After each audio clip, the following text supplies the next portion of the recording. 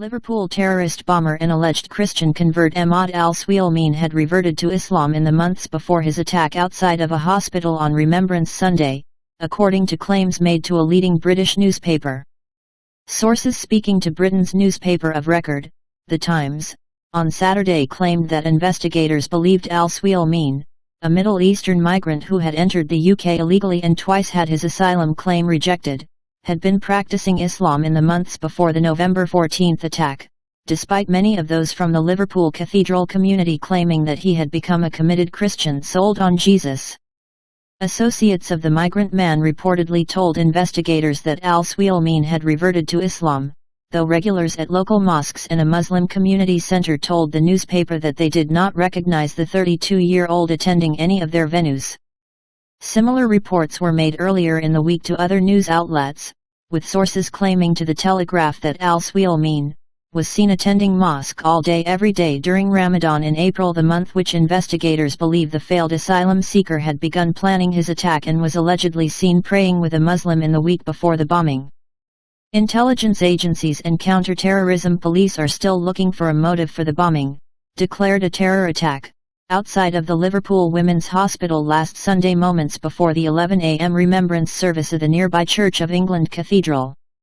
However, a source told The Telegraph, methodology-wise, this attack is entirely jihadist, but we have an open mind as to what precisely was motivating him. If he built a much more destructive device, then the detonation looks accidental. It looks lucky.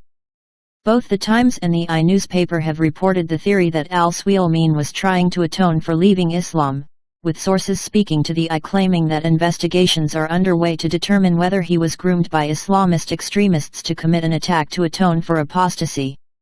One strong line of inquiry is whether this was actually an act of Islamic terrorism.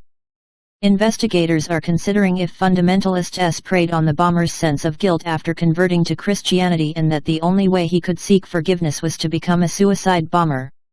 It's not the only line of inquiry by any means, but it is one that is being taken very seriously, the source told the newspaper.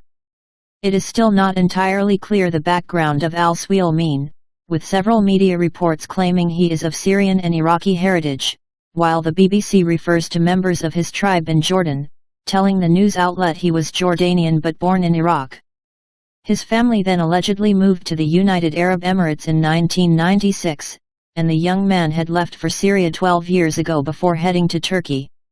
He is then believed to have arrived in the UK, illegally, by some reports, in 2014 and lost his first claim for asylum, in which he claimed to be Syrian.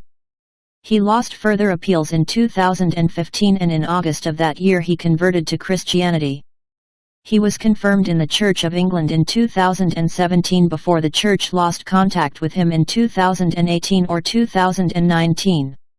His second asylum claim was rejected in 2019, and his appeal made in January 2021 was still under review at the time of his death.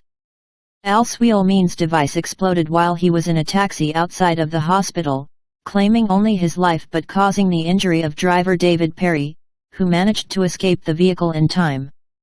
Counter-terrorism police Northwest is still exploring why the bomb went off when it did, entertaining the theory that the detonation was unintentional, and that the motion of the vehicle or its stopping prematurely triggered it. Many, including those in Jordan and counter-terror police, have claimed Al Swealmeen had suffered from mental illness.